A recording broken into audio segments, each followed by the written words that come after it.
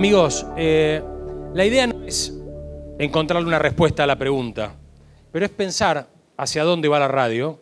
Y me gustaría, Lalo, como nuestro alma mater y quien me ayudó a pensar esta mesa, este encuentro, que empezaras vos diciendo qué te imaginás que va a pasar con la radio. ¿Por dónde la ves? Empecé a pensar en eso. Yo no pienso mucho en el futuro en general. Hola a todos. Ya había saludado, pero de nuevo. Y desde que me llamó Damián es como que te queda ahí una mosca dando vueltas por la cabeza. Y a mí, yo soy medio terrible porque me voy al carajo con una facilidad llamativa. Yo creo que nos vamos a implantar un chip. ¿Dónde? Hay lugares por donde entra fácilmente, pero calculo que la biotecnología lo hará de una manera mucho más racional y mucho más estudiada. El año pasado pasaban una serie bastante mala, pero era un tipo como una especie de detective que tenía un chip y tenía esta particularidad de que su cerebro estaba enlazado con the whole thing. Entonces, nada, tenía todo en la cabeza. O sea, el tipo enganchaba a Internet, bancos de datos, la CIA, la Gestapo, iba al pasado, al futuro. Y como yo creo que la ciencia ficción siempre tiene razón y se termina siendo cierta, lo más lógico me parece es que no usemos más aparatos de ninguna naturaleza y que el aparato esté adentro de nuestro organismo y sea un bioaparato. Una mezcla de biotecnología, de informática, de mini baterías, y te lo ponen acá atrás de la oreja y vos tenés la televisión adentro, internet adentro, y por ende la radio adentro. Porque si bien es muy difícil vaticinar lo que se viene, se rompen límites y fronteras con una velocidad, un vértigo y una facilidad que pensarlo es casi... nada, paja. Porque pensás una cosa y mañana dices, no, ya fue. Entonces, me atrevo a decir que, no sé, puede que sea un chip. Seguramente será digital. La radio ya es digital en algunos lugares. El hecho de ser digital le da una plataforma múltiple de multimedia que hace que vos estás escuchando la radio, pero la podés rebobinar, podés escuchar lo que pasó antes, diferentes cosas que se pueden a través de la digitalidad, pero de eso seguramente va a hablar Julio mucho más. Y entonces, nada, eso me asusta un poco. Y digo, yo en realidad soy un tipo que habla por un micrófono, y eso es la radio.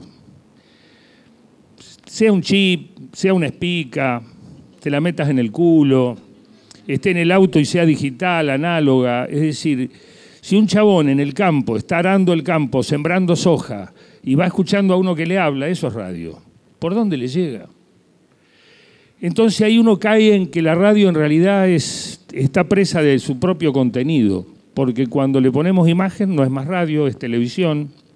Cuando le ponemos imagen más hipertexto no es más, qué sé yo, multimedia.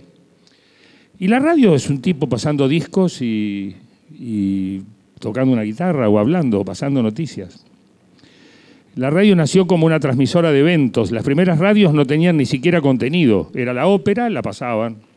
Una pelea de box, la relataban. Un partido de béisbol, lo contaban. Una obra de teatro, le ponían micrófonos. O sea, el evento, la radio era el medio entre el público y el evento. Ahí empezó todo.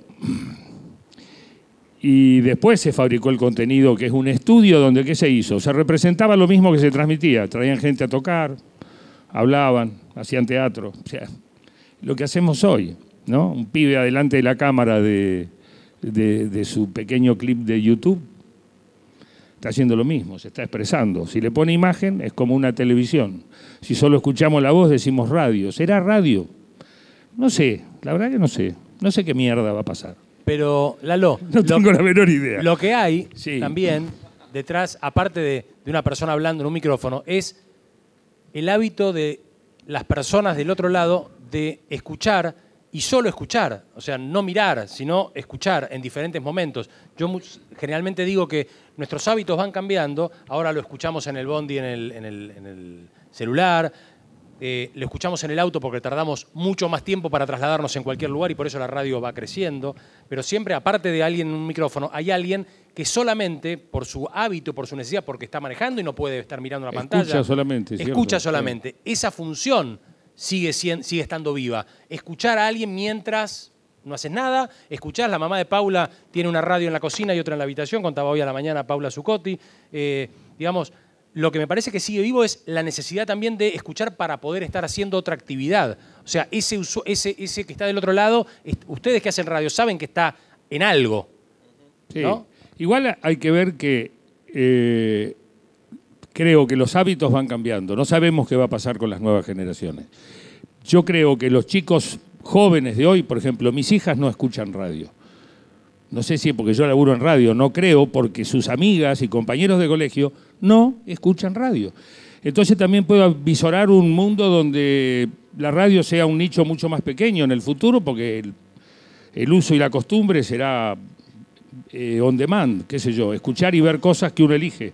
Y no, que bueno, tiene otro vértigo diferente, tiene otra cosa, pero eso no se puede modificar. Hay un mucho. ejemplo de esto que decís vos, que es el podcast radio, ¿no? La radio que vos elegís cuándo la escuchás y cuándo la bajás. Y hay gente que está haciendo experiencias interesantes en ese sentido, que no tenés que esperar la programación, sino que vos la elegís escuchar cuando vos quieras. Me gustaría preguntarle a Julio, que tiene una experiencia diferente de lo que estamos diciendo nosotros recién. O sea, es una radio que tiene un teatro, que creó Pergolini, Vorterix, que tiene una sala, que transmite en vivo, que tiene cámaras. El otro día fuimos a una entrevista y ahí me pasaron el audio con un video que pesaba no sé cuántos megas. Y claro, era tele, era radio. Y estás viendo de lo que hablan, lo estás viendo en una pantalla si tenés pantalla. Exactamente. Si vas en el auto, solo lo escuchás como una radio normal. ¿Y cómo es laburar para esa radio? ¿Cómo es esa radio? Contanos tu experiencia ahí. Bueno, la experiencia Vorterix lo que hace es amplificar la radio. Es radio, pero también a su vez es streaming y a su vez es un teatro y entonces invita a participar de más experiencias que la radio solamente. Entonces para aquel que va en el auto lo puede escuchar y si no puede verlo porque no llega a verlo, a la noche va a su casa y va a buscar para ver esa imagen. ¿Hace eso la gente que escucha Vorterix? O sea, la propuesta que escuchó la va a buscar después. La va a buscar después y también la pide. Ajá. Cuando Mario arrancó con este proyecto, lo que empezamos a trabajar con él, tampoco mucho entendíamos qué era la propuesta y la fuimos aprendiendo. Y lo bueno que también los oyentes la fueron aprendiendo, porque a medida que Vorterix fue rodando y fue mostrando lo que tenía para ofrecer, los oyentes fueron aprendiendo esa forma de consumir y después ya exigían esa forma de consumir. Porque, ¿Qué exigen? Porque se pasaban los recitales que se hacían en el teatro, entonces si hay un recital que no se pasaba, decía, che, ¿por qué no pasan ese recital? ¿Qué pasó que no pasan ese? O algún show afuera. Entonces, de alguna manera, todo lo que se fue haciendo después quedó como algo que se tiene que hacer siempre y el oyente lo exige. Tiene esas tres patas, cuatro diría, porque tenés la radio, tenés el teatro, tenés el streaming en vivo y tenés la página de internet, que a su vez tiene su contenido propio, que no está en la radio. Entonces, invita a participar de todas esas experiencias. Lo que se ve y lo que se está viendo es que la gente, bueno, ya lo decía, la gente más joven está dejando de consumir radio. Hoy en día, si vos ves, los aparatos de radio en sí ya ni se venden casi. Vos vas a un local de electrodomésticos y tenés que ir a encontrar un lugar donde hay 3 radios chiquitas y después tenés variedad de todos los productos de lo que quieras, pero radio en sí no hay, y el consumo de radio en sí no hay, y el celular está reemplazando a todo. Entonces, ¿cómo haces para generar contenidos para aquel que está con un celu quiera, además de escuchar la radio, ver otras cosas y que te elija por el contenido que ofreces? Entonces, lo que se hace básicamente es pensar el contenido en función del uso que está haciendo hoy en día el oyente o el televidente. O ¿Cómo es eso? Abrí un poquito más ese tema. La forma de consumo está cambiando y se está viendo que está cambiando vertiginosamente. Cada 6 meses hay algo nuevo que desplaza a lo anterior. Si vos te fijás, hace 6 meses atrás Spotify casi ni existía y hoy todo el mundo está con Spotify o con otras cosas, o lo que fue YouTube en su momento, o lo que fue Twitter, o lo que fue Facebook y lo que es Instagram ahora y Snapchat, lo que sigue y lo que vendrá. Entonces, la forma de consumo cambia muchísimo y también lo ves en el consumo de radio. Hoy no se escucha más por celulares que por cualquier otro medio. Que la radio, que la compu de escritorio, que la tablet, todo va hacia el celular y al consumo del celular. Entonces, vos podés decir, sí, el tipo que está manejando o el que está yendo en un colectivo, bueno, el chofer del colectivo sí puede escuchar la radio, pero los 40 que están atrás tienen un celular en la mano que tiene la posibilidad de elegir qué quiere hacer con el celular. O entrar a una red social, sí, o escuchar la radio, o entrar a Spotify, o ver un video en YouTube. Hoy ya puede hacerlo. Entonces, de alguna manera hay que hacer contenidos que sean atrayentes para la gente que está con su celu en la mano, en cualquier lugar, y quiera elegirte. De alguna manera hacer ese contenido diferenciado que te invite a consumir eso. Y la verdad también es como una gran pregunta de qué va a pasar. Pero sí que la radio en sí va cambiando. Y hay una contradicción. Nunca, y esto Lalo lo puede saber, o Sebastián también, nunca en la historia es tan fácil hacer radio. Hoy cualquiera puede hacer radio. Hay más radios que nunca. O sea, radios de internet, radios chicas, radios truchas, radios AM, FM. Hay una variedad para hacer radio impresionante. Hoy yo puedo hacer con una compu radio. Ahora, hay que ver si eso comercialmente es viable por el solo hecho de hacer radio, y después hay que ver si eso se convierte en un negocio o no. Bueno, dice Martín Becerra, siempre lo cito, que estamos en una época de audiencias escasas. Cualquiera transmite. Sacamos ahora un Periscope, transmitimos. ¿Quién nos ve? No sé, tal vez si usamos las redes sociales de Seba, que tiene seguidores, probablemente nos vean. Pero si no, tal vez no se entera nadie. Cualquiera puede transmitir. Seba, hay que ver si quiero prestar la red social. Hay, ¿no?, que ver. Tal vez no tengo ganas, Lalo. Hay que ver. ¿Vos qué opinás de todo esto? Mirá. ¿Trajiste tarea del hogar? Sí, muy poco. En realidad me peleé con la impresora, lo que habla de mi relación con la tecnología, así que lo tuve que traer acá. No traigo mucho, no sean esperanzas. Con respecto al futuro, para mí la radio tiene futuro. Se le pronosticó la muerte un montón de veces cuando se inventó el cine, la televisión y otros competidores. Sin embargo, la radio sobrevive y me parece que ha sido muy inteligente la radio pragmática con la revolución tecnológica, porque la radio, y lo hablaban Lalo y Julio recién, la radio ha incorporado todas estas cuestiones tecnológicas a su favor.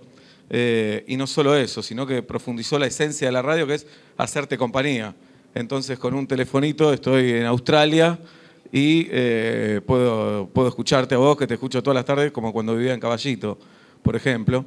Y decías algo que no es menor antes, que me parece tiene que ver con esta adaptación de la radio y con lo inteligente que fue de la radio, que en esta era que estamos tan ansiosos y tan revoltosos y que necesitamos hacer 8 cosas a la vez, la radio es el único medio que te permite eso, que podés escuchar y podés viajar y hasta podés estar viendo otra cosa o ver un video o terminar tu trabajo, y me parece que la tele, por ejemplo, no te permite hacer eso.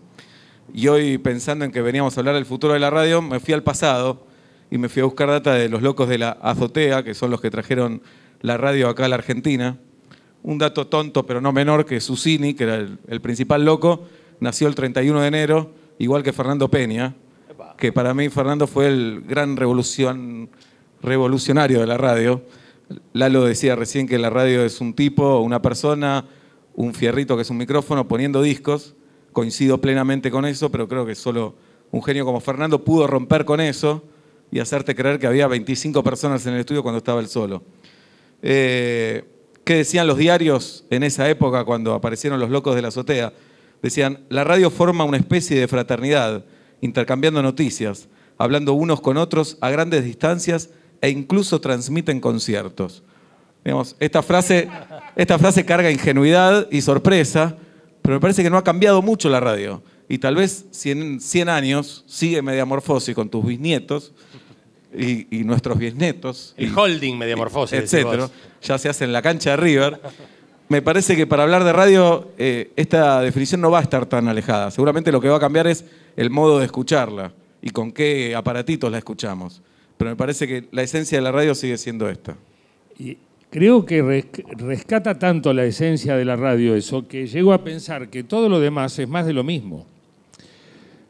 Porque, en definitiva, cuando apareció la televisión, ¿qué hicieron? Le pusieron una cámara al tipo que antes estaba en la radio, leyendo noticias, pasando avisos o jugando dos actores a una comedia dramática, que era un teleteatro, que antes se llamaba radioteatro. Y lo que hace un pibe frente a la cámara para subir a YouTube es más o menos lo mismo.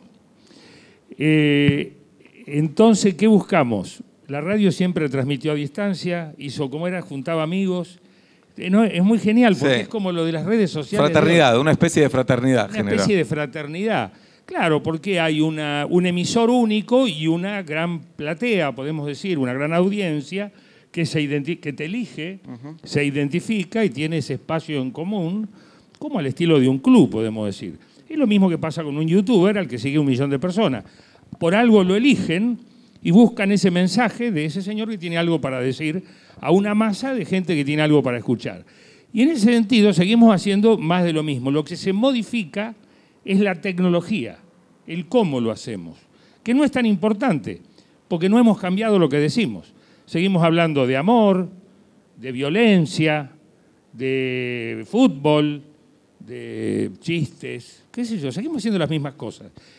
Y cambian los aparatos, cambian las máquinas, cambia la velocidad, todo esto nos sorprende, pero seguimos haciendo las mismas cosas. Entonces el futuro de la radio por ahí es siempre el mismo, ¿no? Es conservar esto de tener algo para decir. Yo siempre le digo a los pibes, ¿y qué es lo importante? Tener algo para decir, porque si no sos un plomo. Claro. Y esa es la esencia, la búsqueda del ser humano de tener cosas para decir. ¿Cómo lo hizo a través de la historia? Escribió libros, folletines, gritó en las plazas, qué sé yo, se subió en un tiempo a un estrado político y ahora sale en televisión. Claro, Damián recién citaba a Becerra diciendo que las audiencias son escasas, me parece que era así la frase, y me parece los que van a sobrevivir son estos, los que tengan algo para decir, los que tengan algo para transmitir, un contenido. Yo les cuento una anécdota del rating en vivo y la radio sin radio. En la plaza del FNA, en Marruecos, había 4 tipos en las 4 esquinas. ¿No? Unos pibes. A uno lo seguían 5, a otro lo seguían 3, a otro 12 y a uno 60. Y cada vez que terminaba de decir algo, una moneda. O sea, la gente vivía. Le pregunté a un tano que había, ¿qué hace? Cuentan las noticias. Acá la gente no sabe ni leer ni escribir y ellos son el diario. Escucharon la radio a la mañana seguramente, o leyeron el diario si sabían leer y consiguieron uno, y después le cuentan las noticias a la gente que quiere enterarse. Y le digo, ¿y por qué este tiene 3, este tiene 4 y aquel tiene 60? Y lo más maravilloso que ahí yo descubrí el rating sin aparato. Dijo, ese aparte de las noticias cuenta los chismes del pueblo y chistes. Era Tinelli. En la plaza, ¿entendés? Ese es el fenómeno de la radio. Claro. Los 4 tenían las mismas noticias. Entonces, las audiencias, mínimas o máximas, dependerán de tu discurso. Llamémosle discurso, contenido o lo que sea. Bien. Y de pronto, no lo sabemos, esto se atomiza en los próximos años por esta vertiginosidad de la técnica en millones de programas de radio. Y cuando eso esté ocurriendo, tal vez, improbable, inchequeable, aparezca un tipo que hable al que escuchemos todos a la vez en este puto mundo y nos coja a todos juntos. No es inviable lo que estoy diciendo, porque la tecnología se prepara para eso. La concentración del poder, la concentración económica, si bien no se dice de manera abierta, tiene esa fantasía en la cabeza. Y el día que haya alguien que tenga algo importante para decirnos y todos nos quedemos, nos cogió. Hay mi escepticismo de lunes a la tarde. Hay un punto de vista distinto. Voy a sacarlos de eje, pero seguimos hablando de la radio, que tiene que ver con el eje económico de la radio. Yo lo que veo es que lo que sí se ve en la radio es un cambio estructural tecnológico. Claramente se puede hacer radio con muy pocas cosas y se puede emitir por internet. Pero hoy lo que veo en las radios, principalmente, es que hay un dueño de una radio, de una emisora, que hace un negocio y hay un conductor de cada segmento que puede vivir de eso y después hay una cantidad de gente que presta servicios que yo creo, me animo a imaginar, que en un futuro pueden llegar a quedar descartados del sistema. Porque la economía no lo soporta, porque ganan muy poco, porque la gente en general, el productor, el técnico en radio, no puede vivir con un solo programa, como puede tal vez sí un conductor, pero aparte, porque los oficios, me parece, es posible que sean desplazados. Se empieza a ver cada vez más el conductor que también opera su propio programa. Hay un cambio también en eso y las tecnologías están facilitando. No sé cómo lo ven ustedes o si conocen experiencias en ese sentido o si conocen radios donde todo el mundo gane bien. Bueno, nosotros nos llenamos de guita, esto está claro, ¿no? A costa del resto que gana claro, poco. que gana muy poco. Sí, Sí. es verdad. Hay un desplazamiento de los oficios, eso no ocurre solamente en el mercado de los medios. Dentro de la radio hay ciertas estructuras que no se tocan demasiado en virtud de una cosa cultural argentina que es el sindicalismo. Tenemos una fuerza sindical muy importante y toda la parte técnica, por ejemplo, es intocable. Sí fueron transando, digamos. Veníamos de una época de 2 operadores por turno, porque si uno iba al baño el otro lo tenía. Eso por ahí se perdió. Pero vos tenés los turnos, tenés los horarios, tenés los convenios, tenés los compensatorios. Si trabajan un franco, que sería un día feriado, tienen 2 o 3 compensatorios. O sea, hay toda una estructura sindical que se da en la Argentina en muchísimos sectores, no solamente en la radio. El cine es clásico, ¿no? Un equipo de cine que va a hacer una película son 30, 40 personas y nadie hace el trabajo del otro, salvo que sea una cooperativa independiente. Pero si están sindicados y vos contratás gente de sindicato, los músicos más o menos igual. Entonces, para grabar una publicidad, por ejemplo. Para grabar las grabaciones. Hay una parte de la radio que es así y hay otra parte de la radio que no está tan regulada sindicalmente y entonces es mucho más móvil. Y hay una resistencia gremial, por ejemplo, a que el locutor o el animador o el conductor, el que habla, se opere a sí mismo. En muchos lugares del mundo ya se hace. Y creo que hubiese sido, si no hubiese estado la resistencia sindical... Pero va a haber una tensión fuerte ahí. Hay tensión, hay mucha. Y digamos, si el modelo económico se complica, la tensión va a ser más fuerte. O sea, podemos imaginarnos que en el futuro, si el modelo económico de la radio se complejizara, es posible que esas tensiones sindicales sean mucho más fuertes. Sí, es probable que ya existan y me parece no solo es una cuestión laboral, sino es una decisión artística. Claro. En lo que es mi caso, claro, mi operador hace un laburo artístico, no es que hace un trabajo técnico nada más. Que nosotros no podríamos hacer, claro, que estamos hablando. Absolutamente, son artistas, claro. son artistas. Son artistas, construyen. Sí, construyen claro. a partir de lo que nos pasa en el aire. Sí, son... Y si creemos en esta cosa absoluta y omnipotente de que podemos hacerlo, no. Podemos hacerlo en detrimento de otras cosas que dejaremos de hacer. Absolutamente. Si yo disfruto de hacer radio de la manera que lo hago, con un operador que es el mismo hace 10 años, con una producción a la cual conozco, con un grupo de gente o sea, donde hay una química y todo lo demás, y a mí mañana, suponte, me echan y viene otro, después me dicen, bueno, te voy a contratar de nuevo, pero vas vos solo, yo creo que ya no voy, me dedicaré a otra cosa, porque tendría que aprender de nuevo y además porque no es la idea. Es una serie de microlaburos que convergen en un show. Para mí la radio es un show. Está bien, puede haber un show unipersonal. Bueno, poneme un operador, qué sé yo, digo, como esencia, ¿no? Habría que pensar, digo, estoy haciendo futurología pensando, ¿no? ¿Qué pasa con esas múltiples radios en Internet que están donde todos hacen todo y probablemente sean microeconomías? Cuando esa gente madure, crezca, ¿cómo va a ser? O sea, ustedes vienen de una radio que tiene una escuela y una manera de vivir, como vos decís, trabajo hace 10 años con esta persona y genera un tipo de radio de una calidad donde tu operador es un artista, claramente, son artistas. Bueno, pero si querés, acá tenés un ejemplo de 2 tipos que hacen una radio que ya no se hace, que se preocupan por lo artístico, por cómo suena, por el guión. Es muy difícil encontrar hoy en día en las nuevas generaciones y en un montón de las mismas generaciones que hagan ese laburo, cuidado artístico, y también por eso les va como les va, pero no hay... yo cuando lo escuchaba a Lalo, cuando era pendejo, quería hacer lo que él hacía porque me volaba la cabeza. Hoy yo no sé si un pibe escucha otras radios que le pase lo mismo lo que nos pasaba a nosotros. No hay. Nunca Creo vuelve que... a pasar 2 veces lo mismo, o sí, qué sé yo. Que el mundo cambia. Pero bueno, nosotros, eso habría que preguntarle a los pibes que están iniciando todos estos proyectos ahora. Sí, también habría que ver, hablamos de los pibes como valorando o pensando que, bueno, si la ola son, o sea, los pibes son los que vienen, los que van a consumir mañana. Pero yo creo que hoy, si pensamos en hoy, la gente de mi generación, 40, 50, 30 y largos, yo creo que están consumiendo más radio que antes.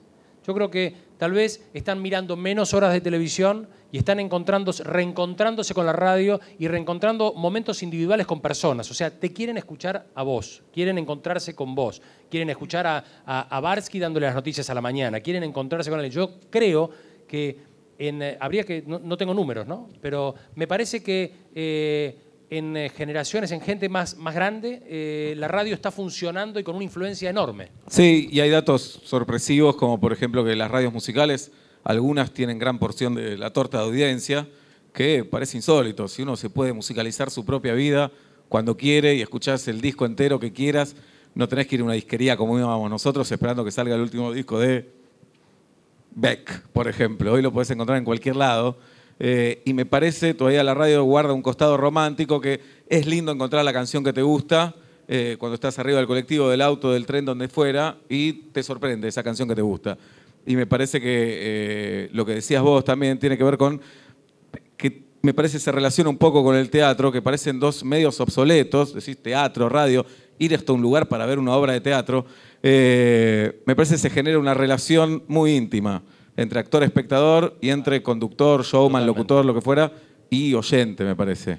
El oyente en sí, bueno, el espectador tiene una relación muy cercana con el actor porque le devuelve con risas, con silencios, con aplausos lo que le está pasando, pero el oyente ahora tiene un montón de medios para comunicarse. Antes hablábamos que, y acá Lalo lo vas a ver, te llamaban a la radio y había un telefonista que escribía el mensaje. Entonces vos le decías, Juancito del Palomar opina qué tal cosa, pero digamos, en ese mensaje estaba Juancito, que le había dejado el mensaje al telefonista, que anda a saber qué escribió, qué interpretó, se lo pasaba a un productor, el productor te traía el mensaje, digamos, había muchos eslabones. Ahora vos tenés un monitor frente a tus ojos y de ahí lees el tweet que te llega, por ejemplo. Entonces la relación es inmediata, constante, íntima.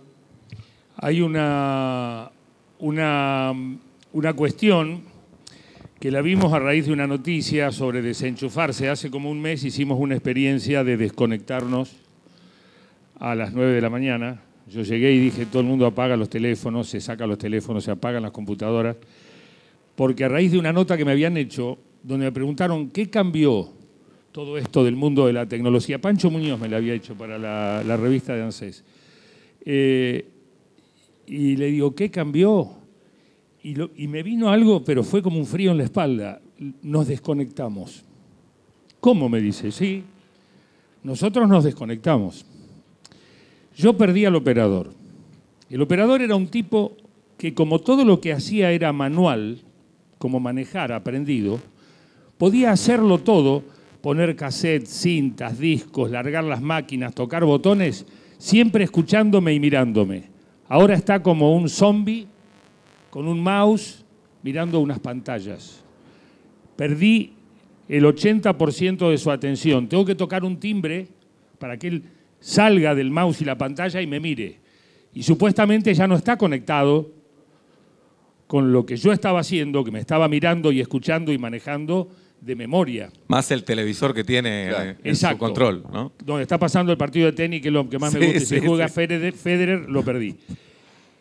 Los compañeros que tengo, está Maju, está Sangiao, están todos, están cada uno con su PC y con su electronic device, que le llamo yo al telefonito, donde están taca, taca, taca, taca. El día que hicimos el apagado de aparatos fue increíble. Se volvió a conectar la mesa, los temas fluían, todo el mundo estaba atento. Hay una desconexión en esta conexión. Porque estamos compitiendo por la atención, ¿no? Es atendernos. Todo el tiempo está complicado tener atención en algo. Está todo el tiempo fragmentada nuestra atención. Bueno, nosotros con Julieta, con mi compañera, lo que hacemos es estacionar los celulares. Los dejamos atrás. Pero cuando salimos al aire vamos corriendo a buscarlo. a ver qué está pasando. En la tanda. En la tanda, claro, a ver qué está pasando. Sí. Y a veces tengo un mensaje de Matías, Martín, por ejemplo, o de Andy que me están aportando algo a lo que ya dije hace 10 minutos, ya no me sirve. Entonces te agarra una contradicción ahí. Decís, por no tenerlo, no tuve ese dato. Pero tal vez estuve más conectado con mi compañero. Lo que vos decías antes, los que estaban en la mesa tenían el pulso de cómo iba el programa por el mensaje telefónico que le llevaba al conductor y a nadie más. Y todo el mundo estaba interactuando. Hoy en día están todos conectados viendo lo que dice el oyente en Twitter, lo que dice en Facebook. Entonces, eso también va modificando el contenido, que antes no pasaba. Sí, somos muy vulnerables también, Sí. porque es tan fácil modificarle el humor al conductor. ¿No? Te inventás 10 cuentas de Twitter y le pones lo que acabas de hacer es una mierda con distintas palabras y le cambiaste el humor a todo el equipo. Mataste. Es Esto es facilísimo. una mierda. Generás y hay que apagar todo. Bueno, Claro. pero eso tiene que ver con. Sí. Tiene que ver, más allá de la radio, tiene que ver con quien está del otro lado y lo que nos está pasando a todos. Es un poco lo que veníamos hablando desde hoy a la mañana. Vivimos conectados, a los hombres nos nacieron antenas, estamos conectados, antes no estábamos conectados, necesitamos estar conectados. Entonces cambian los del otro lado, pero cambian los de este lado también. O sea, estamos con el mismo medio, con la misma plataforma y haciendo esa línea de audio que se transmite, ya no a través de galena ni de transistores, pero se transmite, pero somos diferentes los que estamos acá y los que estamos allá, ¿no?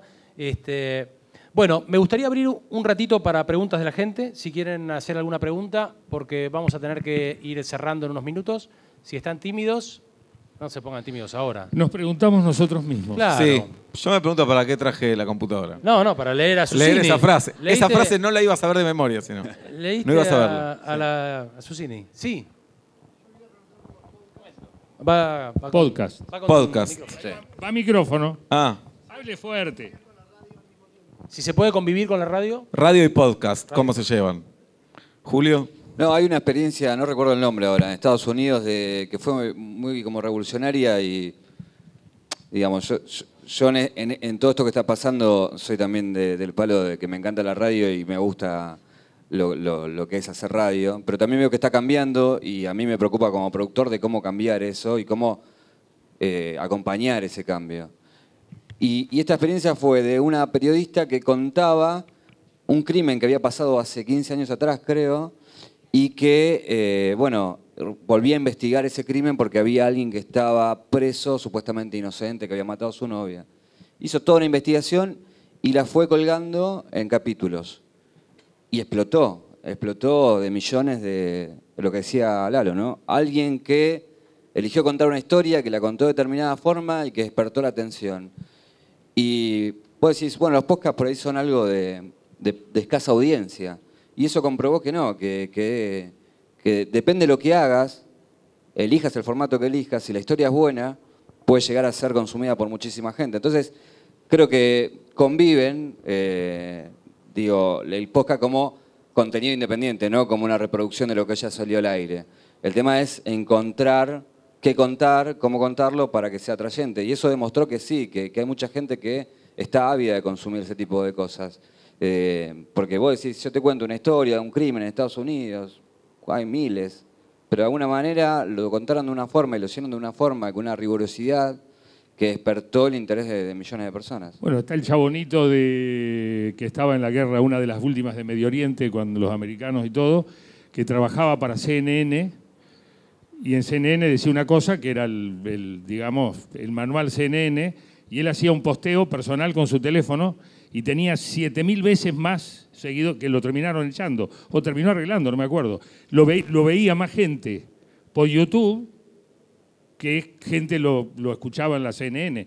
Él había generado un segundo contenido, mucho más interesante que el formato CNN, que seguramente era el tipo que estaba atrás de un árbol y decía, mirá, ahí están bombardeando. No sé, una cosa por ahí mucho más como nosotros, como un amigo que te cuenta algo, y eso duraba 1 minuto y lo veía todo Estados Unidos. Y a CNN la veían 3.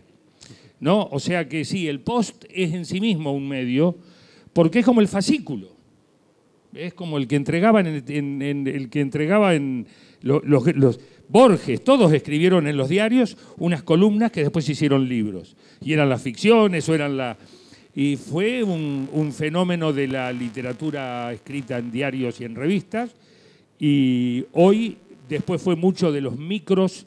En las primeras radios y la primera televisión que nosotros ya nos recordamos, había unas columnas que eran unos señores que estaban 1 minuto, 2 minutos, como El Amigo Invisible, y todo el mundo los escuchaba.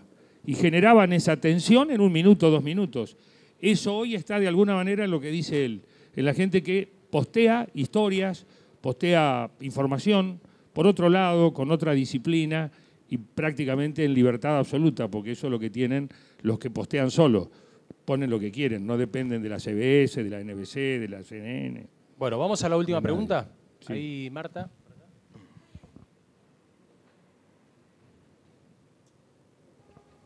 Hoy hablaban del tema económico en la radio y tradicionalmente la radio se financió con los auspiciantes, con la publicidad. ¿Creen que con estos cambios hay que encontrarle otra forma de tener dinero? No sé, hoy se hablaba de crowdfunding o de otras formas. ¿Piensan hoy por hoy en otras formas? Puede haber en algún momento, me parece, sobre todo Lalo y yo trabajamos en radios que todavía tienen son bastante tradicionales a la hora de comercializar. Sí. A veces tratan de innovar metiéndose en los contenidos, no siempre favoreciéndolos, diría que casi siempre todo lo contrario. Pero puede haber una relación más directa todavía con el oyente. Pasa, por ejemplo, en Estados Unidos hay un comediante que se llama Louis C.K., que lo que hace él es decir, bueno, yo subo mi show, pagás $1, por ejemplo. Entonces, me imagino que puede ser una posibilidad para zafar un poco del esquema tradicional de comercializar una radio. La radio más escuchada de Boston, te estoy hablando de los años 80, de música clásica, era un tipo que tenía un switcher automático.